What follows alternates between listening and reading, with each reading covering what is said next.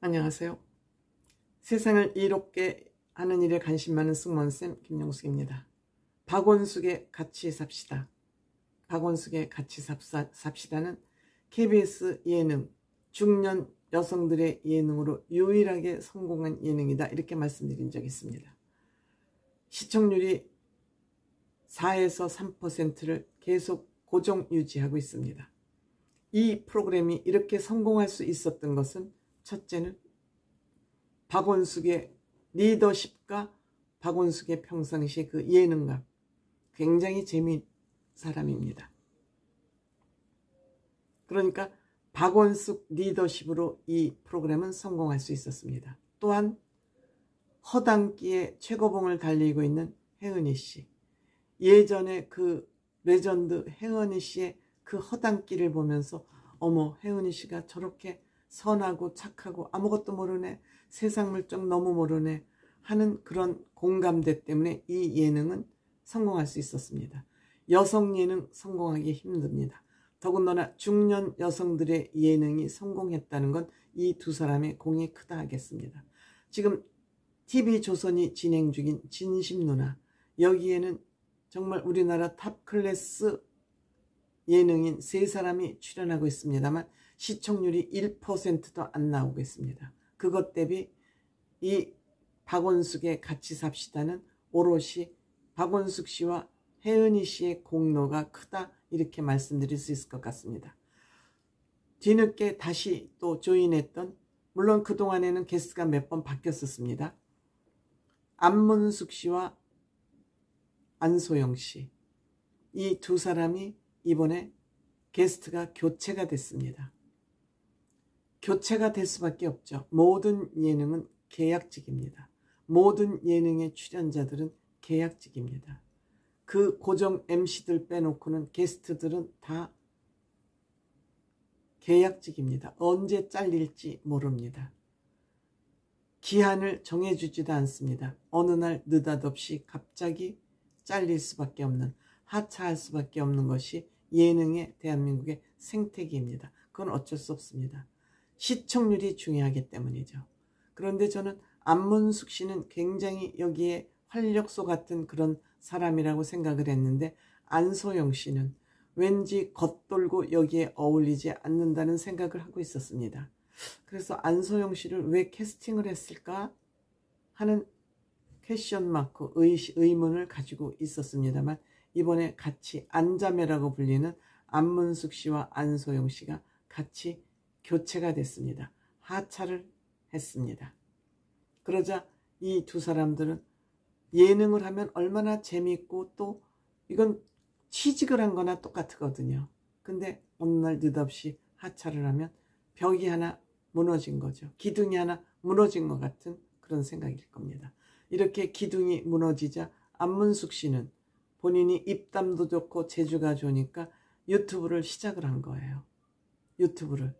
갑자기 한 축이 무너지니까 그 허무함을 어떻게 할까, 그러다가 본인이 유튜브를 시작했는데, 언제적 안문숙이라는 유튜브를 시작을 해서 첫 번째 게스트로 안소영 씨를 불렀습니다. 아마 그 허전한 마음을 달래고자 유튜브를 시작했을 것 같습니다. 그래서 안소영 씨를 게스트로 불러서 요즘 어떻게 지내냐 하니까 먹고 살 거 뭐 찾아다니느라고 굉장히 힘들다. 안소영 씨는 얼굴이 참 우울합니다. 그리고 그렇게 예능에 잘 맞지도 않는 성향의 사람입니다.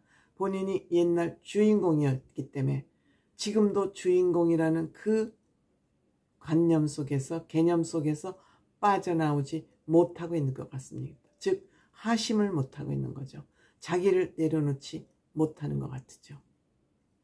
그래서 안문숙 씨는 아마 이 방송을 하면서, 제가 요즘 이 예능을 많이 안 봤습니다만 때로는 안소영을 구박도 하고 이러면서 두 사람의 케미를 맞추기 위해서 노력을 한 것 같습니다.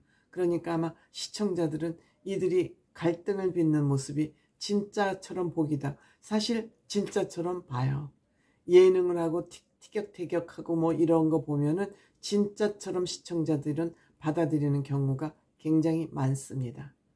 그런데 사실은 우리가 그게 아니었는데, 실제 상황이 아닌데 상황 설정인데 방송을 하면 사람들이 실제로 안다.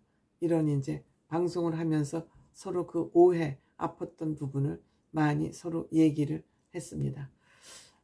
유튜브를 시작한 안문숙 씨를 보고 안소영 씨는 참 대단하다. 대단하다. 어떻게 이런 용기를 낼 수 있느냐고 물어보니까 안문숙 씨는 내가 고인물이 되면은 안 되겠다는 생각을 했고 이제 마중물이라도 돼보자.